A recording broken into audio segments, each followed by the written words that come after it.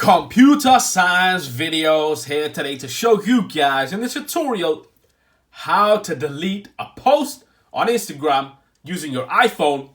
Without further ado, let us start the video. So in this tutorial, you need to have access to an iPhone, the Instagram application, an account. So we can now go all the way to the iPhone, bring the iPhone into the frame, go to the Instagram application, click on Instagram, make sure you're signed into the account, go to your profile, and then to delete a post, click on the post itself, go to the three dots in the right hand top corner of the screen.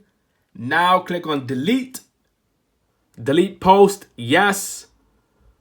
Go back to delete a video, three dots, delete, yes. So now 2 posts, 1 photo and a video has been deleted from the Instagram account. Go back to your iPhone homepage. That's it for this video. I'll see you guys in my next tutorial. Thanks for now.